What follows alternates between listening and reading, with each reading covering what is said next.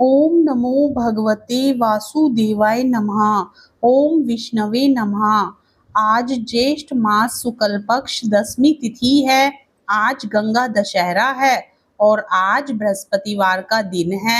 आज के दिन आप सभी सुनेंगे बृहस्पतिवार की व्रत कथा। जिन भक्तों को गंगा दशहरा की कथा सुननी है, हमारे चैनल पर गंगा दशहरा की कथा अपलोडेड है। आज के दिन गंगा दशहरा की कथा को सुनने से पुण्य फल की प्राप्ति होती है और साथ ही बृहस्पतिवार की व्रत कथा को सुनने से श्री हरि की कृपा प्राप्त होती है। तो आइए पूर्ण श्रद्धा भाव के साथ बृहस्पतिवार व्रत की कथा को सुनते हैं। प्रेम से बोलिए बृहस्पति देव भगवान की जय। भारतवर्ष में एक प्रतापी और दानी राजा राज्य करता था। वह नित्य गरीबों और ब्राह्मणों की सहायता करता था। यह बात उसकी रानी को अच्छी नहीं लगती थी। वह ना ही गरीबों को दान देती, ना ही भगवान का पूजन करती थी और राजा को भी दान देने से मना किया करती थी। एक दिन राजा शिकार खेलने वन को गए हुए थे तो रानी महल में अकेली थी। उसी समय बृहस्पति देव साधु वेश में राजा के महल में भिक्षा के लिए गए और भिक्षा मांगी। रानी ने भिक्षा देने से इनकार किया और कहा, हे साधु महाराज, मैं तो दान पुण्य से तंग आ गई हूँ। मेरा पति सारा धन लुटाते रहते हैं। मेरी इच्छा है कि हमारा धन नष्ट हो जाए, फिर ना रहेगा बांस, ना बजेगी बांसुरी। साधु ने कहा, देवी तुम तो बड़ी विचित्र हो। धन संतान तो सभी चाहते हैं, पुत्र और लक्ष्मी तो पापी के घर भी होने चाहिए। यदि तुम्हारे पास अधिक धन है तो भूखों को भोजन दो, प्यासों के लिए प्याऊ बनवाओ, मुसाफिरों के लिए धर्मशालाएं खुलवाओ। जो निर्धन अपनी कुंवारी कन्याओं का विवाह नहीं कर सकते, उनका विवाह करा दो। ऐसे और कई काम हैं जिनके करने से तुम्हारा यश लोक परलोक में फैलेगा। परंतु रानी पर उपदेश का कोई प्रभाव न पड़ा। वह बोली, महाराज आप मुझे कुछ न समझाएं। मैं ऐसा धन नहीं चाहती जो हर जगह बांटती फिरूं। साधु ने उत्तर दिया, यदि तुम्हारी ऐसी इच्छा है तो तथास्तु। तुम ऐसा करना कि बृहस्पतिवार को घर लीपकर पीली मिट्टी से अपना सिर धोकर स्नान करना, भट्टी चढ़ाकर कपड़े धोना। ऐसा करने से आपका सारा धन नष्ट हो जाएगा। इतना कहकर वह साधु महाराज वहां से आलोप हो गए। साधु के अनुसार कई बातों को पूरा करते हुए रानी को केवल 3 बृहस्पतिवार ही बीते थे कि उसकी समस्त धन संपत्ति नष्ट हो गई। भोजन के लिए राजा का परिवार तरसने लगा। तब एक दिन राजा ने रानी से बोला कि हे रानी, तुम यहीं रहो, मैं दूसरे देश को जाता हूँ, क्योंकि यहाँ पर सभी लोग मुझे जानते हैं, इसलिए मैं कोई छोटा कार्य नहीं कर सकता। ऐसा कहकर राजा परदेश चला गया। वहां वह जंगल से लकड़ी काट कर लाता और शहर में बेचता। इस तरह वह अपना जीवन व्यतीत करने लगा। इधर राजा के परदेश जाते ही रानी और दासी दुखी रहने लगी। एक बार जब रानी और दासी को 7 दिन तक बिना भोजन के रहना पड़ा तो रानी ने अपनी दासी से कहा, हे दासी, पास ही के नगर में मेरी बहन रहती है, वह बड़ी धनवान है, तो उसके पास जा और कुछ ले आ ताकि थोड़ी बहुत गुजर बसर हो जाए। दासी रानी की बहन के पास गई। उस दिन गुरुवार था और रानी की बहन उस समय बृहस्पतिवार व्रत की कथा सुन रही थी। दासी ने रानी की बहन को अपनी रानी का संदेश दिया, लेकिन रानी की बड़ी बहन ने कोई उत्तर नहीं दिया। जब दासी को रानी की बहन से कोई उत्तर नहीं मिला तो वह बहुत दुखी हुई और क्रोध भी आया। दासी ने वापस आकर रानी को सारी बात बता दी। सुनकर रानी ने अपने भाग्य को कोसा। उधर रानी की बहन ने सोचा कि मेरी बहन की दासी आई थी, परंतु मैं उससे नहीं बोली, इससे वह बहुत दुखी हुई होगी। कथा सुनकर और पूजन समाप्त करके वह अपनी बहन के घर आई और कहने लगी, हे बहन, मैं बृहस्पतिवार का व्रत कर रही थी। तुम्हारी दासी मेरे घर आई थी, परंतु जब तक कथा होती है तब तक ना तो उठते हैं और ना ही बोलते हैं, इसलिए मैं नहीं बोली। कहो दासी क्यों गई थी? रानी बोली, बहन तुमसे क्या छिपाऊं, हमारे घर में खाने तक को अनाज नहीं था। ऐसा कहते कहते रानी की आंखें भर आई। उसने दासी समेत पिछले 7 दिनों से भूखे रहने तक की बात अपनी बहन को विस्तार पूर्वक सुना दी। रानी की बहन बोली, देखो बहन, भगवान बृहस्पति देव सबकी मनोकामना को पूर्ण करते हैं। देखो, शायद तुम्हारे घर में अनाज रखा हो। पहले तो रानी को विश्वास नहीं हुआ, पर बहन के आग्रह करने पर उसने अपनी दासी को अंदर भेजा तो उसे सचमुच अनाज से भरा एक घड़ा मिल गया। यह देखकर दासी को बड़ी हैरानी हुई। दासी रानी से कहने लगी, हे रानी, जब हमको भोजन नहीं मिलता तो हम व्रत ही तो करते हैं, इसलिए क्यों ना इनसे व्रत और कथा की विधि पूछ ली जाए, ताकि हम भी व्रत कर सकें। तब रानी ने अपनी बहन से बृहस्पतिवार व्रत के बारे में पूछा। उसकी बहन ने बताया, बृहस्पतिवार के व्रत में चने की दाल और मुनक्के से विष्णु भगवान का केले की जड़ में पूजन करें तथा दीपक जलाएं, व्रत कथा सुने और पीला भोजन ही करें। इससे बृहस्पति देव प्रसन्न होते हैं। व्रत और पूजन विधि बताकर रानी की बहन अपने घर को लौट गई। 7 दिन के बाद जब गुरुवार आया तो रानी और दासी ने व्रत रखा। घुड़साल में जाकर चना और गुड़ लेकर आई, फिर उससे केले की जड़ तथा विष्णु भगवान का पूजन किया। अब पीला भोजन कहाँ से आए, इस बात को लेकर दोनों बहुत दुखी थी, क्योंकि उन्होंने व्रत रखा था, इसलिए बृहस्पति देव भगवान उनसे प्रसन्न थे। इसलिए वे एक साधारण व्यक्ति का रूप धारण कर 2 थालों में सुंदर पीला भोजन दासी को दे गए। भोजन पाकर दासी प्रसन्न हुई और फिर रानी के साथ मिलकर भोजन ग्रहण किया। उसके बाद वे सभी गुरुवार को व्रत और पूजन करने लगी। बृहस्पति भगवान की कृपा से उनके पास फिर से धन संपत्ति आ गई, परंतु रानी फिर से पहले की तरह आलस्य करने लगी।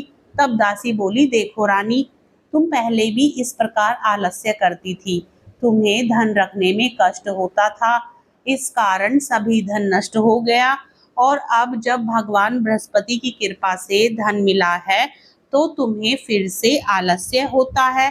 रानी को समझाते हुए दासी कहती है कि बड़ी मुसीबतों के बाद हमने यह धन पाया है, इसलिए हमें दान पुण्य करना चाहिए, भूखे मनुष्यों को भोजन कराना चाहिए और धन को शुभ कार्यों में खर्च करना चाहिए, जिससे तुम्हारे कुल का यश बढ़ेगा, स्वर्ग की प्राप्ति होगी और पितृ प्रसन्न होंगे। दासी की बात मानकर रानी अपना धन शुभ कार्यों में खर्च करने लगी, जिससे पूरे नगर में उसका यश फैलने लगा। एक दिन राजा दुखी होकर जंगल में एक पेड़ के नीचे आसन जमाकर बैठ गया। वह अपनी दशा को याद करके व्याकुल होने लगा। बृहस्पतिवार का दिन था। एकाएक उसने देखा कि निर्जन वन में एक साधु प्रकट हुए। वह साधु वेश में स्वयं बृहस्पति देवता थे। लकड़हारे के सामने आकर बोले, हे लकड़हारे, इस सुनसान जंगल में तू चिंता मग्न क्यों बैठा है? लकड़हारे ने दोनों हाथ जोड़कर प्रणाम किया और उत्तर दिया, महात्मा जी, आप सब कुछ जानते हैं, मैं क्या कहूँ। यह कहकर रोने लगा और साधु को अपनी आत्मकथा सुनाई। महात्मा जी ने कहा, तुम्हारी स्त्री ने बृहस्पतिवार के दिन बृहस्पति भगवान का निरादर किया है, जिसके कारण रुष्ट होकर उन्होंने तुम्हारी यह दशा कर दी। अब तुम चिंता को दूर करके मेरे कहने पर चलो तो तुम्हारे सब कष्ट दूर हो जाएंगे और भगवान पहले से भी अधिक संपत्ति देंगे। तुम बृहस्पतिवार के दिन कथा किया करो। 2 पैसे के चने मुनक्का लाकर उसका प्रसाद बनाओ और शुद्ध जल से लोटे में शक्कर मिलाकर अमृत तैयार करो। कथा के पश्चात अपने सारे परिवार और सुनने वाले प्रेमियों में अमृत व प्रसाद बांटकर आप भी ग्रहण करो। ऐसा करने से भगवान तुम्हारी सब मनोकामनाएं पूरी करेंगे। साधु के ऐसे वचन सुनकर लकड़हारा बोला, हे प्रभु, मुझे लकड़ी बेचकर इतना पैसा नहीं मिलता जिससे भोजन के उपरांत कुछ बचा सकूं। मैंने रात्रि में अपनी स्त्री को व्याकुल देखा है। मेरे पास कुछ भी नहीं जिससे मैं उसकी खबर मंगा सकूं। साधु ने कहा, हे लकड़हारे, तुम किसी बात की चिंता मत करो। बृहस्पतिवार के दिन तुम रोजाना की तरह लकड़ियां लेकर शहर को जाओ। तुमको रोज से दुगना धन प्राप्त हो जाएगा, जिससे तुम भली भांति भोजन कर लोगे तथा बृहस्पति देव की पूजा का सामान भी आ जाएगा। इतना कहकर साधु अंतर्ध्यान हो गए। धीरे धीरे समय व्यतीत होने पर फिर वही बृहस्पतिवार का दिन आया। लकड़हारा जंगल से लकड़ी काटकर किसी शहर में बेचने गया। उसे उस दिन और दिन से अधिक पैसा मिला। राजा ने चना गुड़ आदि लाकर गुरुवार का व्रत किया। उस दिन से उसके सभी कलेश दूर हुए। परंतु जब दोबारा से गुरुवार का दिन आया तो बृहस्पतिवार का व्रत करना भूल गया। इस कारण बृहस्पति भगवान नाराज हो गए। उस दिन उस नगर के राजा ने विशाल यज्ञ का आयोजन किया तथा शहर में यह घोषणा करा दी कि कोई भी मनुष्य अपने घर में भोजन न बनावे, न आग जलावे। समस्त जनता मेरे यहाँ भोजन करने आवे। इस आज्ञा को जो ना मानेगा उसे फांसी की सजा दी जाएगी। इस तरह की घोषणा संपूर्ण नगर में करवा दी गई।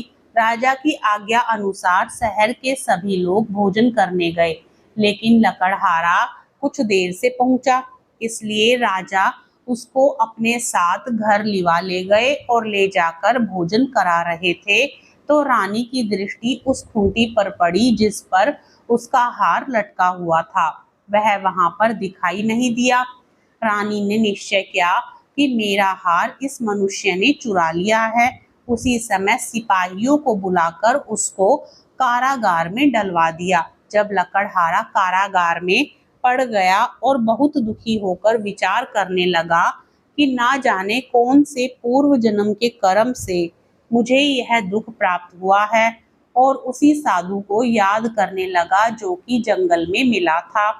उसी समय तत्काल बृहस्पति देव साधु के रूप में प्रकट हुए और उसकी दशा को देखकर कहने लगे, अरे मूर्ख, तूने बृहस्पति देव की कथा नहीं करी, इस कारण तुझे दुख प्राप्त हुआ है। अब चिंता मत कर। बृहस्पतिवार के दिन कारागार के दरवाजे पर 4 पैसे पड़े मिलेंगे। उनसे तू बृहस्पति देव की पूजा करना, तेरे सभी कष्ट दूर हो जाएंगे। बृहस्पतिवार के दिन उसे 4 पैसे मिले। लकड़हारे ने कथा कही। उसी रात्रि को बृहस्पति देव ने उस नगर के राजा को स्वप्न में कहा, हे राजा, तुमने जिस आदमी को कारागार में बंद कर दिया है वह निर्दोष है, वह राजा है, उसे छोड़ देना। रानी का हार उसी खूंटी पर लटका है। अगर तू ऐसा नहीं करेगा तो मैं तेरे राज्य को नष्ट कर दूंगा। इस तरह रात्रि के स्वप्न को देखकर राजा प्रातःकाल उठा और खूंटी पर हार देखकर लकड़हारे को बुलाकर क्षमा मांगी तथा लकड़हारे को योग्य सुंदर वस्त्र आभूषण देकर विदा कर दिया। बृहस्पति देव की आज्ञा अनुसार लकड़हारा अपने नगर को चल दिया। राजा जब अपने नगर के निकट पहुंचा तो उसे बड़ा आश्चर्य हुआ। नगर में पहले से अधिक बाग, तालाब, कुएं तथा बहुत सी धर्मशाला, मंदिर आदि बन गई हैं। राजा ने पूछा, यह किसका बाग और धर्मशाला है? तब नगर के सब लोग कहने लगे, यह सब रानी और बांदी के हैं। तो राजा को आश्चर्य हुआ और गुस्सा भी आया। जब रानी ने यह खबर सुनी कि राजा आ रहे हैं तो उन्होंने बांदी से कहा कि हे दासी, देख, राजा हमको कितनी बुरी हालत में छोड़ गए थे। हमारी ऐसी हालत देखकर वह लौट न जाए, इसलिए तू दरवाजे पर खड़ी हो जा। आज्ञा अनुसार दासी दरवाजे पर खड़ी हो गई। राजा आए तो उन्हें अपने साथ लिवा लाई। तब राजा ने क्रोध करके अपनी रानी से पूछा कि यह धन तुम्हें कैसे प्राप्त हुआ है? तब उन्होंने कहा, हमें यह सब धन बृहस्पति देव के इस व्रत के प्रभाव से प्राप्त हुआ है। राजा ने निश्चय किया कि 7 रोज बाद तो सभी बृहस्पति देव का पूजन करते हैं, परंतु मैं प्रतिदिन दिन में 3 बार कहानी तथा रोज व्रत किया करूंगा।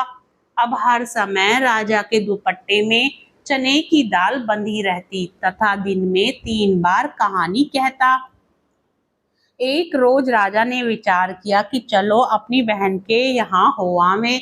इस तरह निश्चय कर राजा घोड़े पर सवार हो अपनी बहन के यहाँ को चलने लगा। मार्ग में उसने देखा कि कुछ आदमी एक मुर्दे को लिए जा रहे हैं। उन्हें रोककर राजा कहने लगा, अरे भाइयों, मेरी बृहस्पति देव की कथा सुन लो। वे बोले, लो, हमारा तो आदमी मर गया है, इसको अपनी कथा की पड़ी है। परंतु कुछ आदमी बोले, अच्छा कहो, हम तुम्हारी कथा भी सुनेंगे।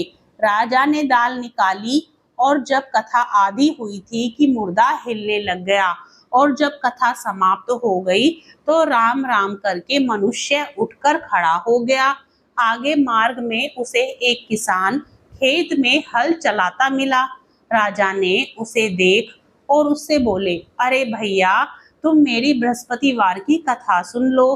किसान बोला, जब तक मैं तेरी कथा सुनूंगा तब तक 4 हरैया जोत लूंगा। जा अपनी कथा किसी और को सुनाना। इस तरह राजा आगे चलने लगा। राजा के हटते ही बैल पछाड़ खाकर गिर गए तथा किसान के पेट में बड़ी जोर का दर्द होने लगा। उस समय उसकी माँ रोटी लेकर आई। उसने जब यह देखा तो अपने पुत्र से सब हाल पूछा और बेटे ने सभी हाल कह दिया। तो बुढ़िया दौड़ी दौड़ी उस घुड़सवार के पास गई और उससे बोली कि मैं तेरी कथा सुनूंगी, तू अपनी कथा मेरे खेत पर चलकर ही कहना। राजा ने बुढ़िया के खेत पर जाकर कथा कही, जिसके सुनते ही वह बैल उठ खड़े हुए तथा किसान के पेट का दर्द भी बंद हो गया। राजा अपनी बहन के घर पहुंचा। बहन ने भाई की खूब मेहमानी की। दूसरे रोज प्रातःकाल राजा जगा तो वह देखने लगा कि सब लोग भोजन कर रहे हैं। राजा ने अपनी बहन से कहा, ऐसा कोई मनुष्य है जिसने भोजन नहीं किया हो? मेरी बृहस्पतिवार की कथा सुन ले।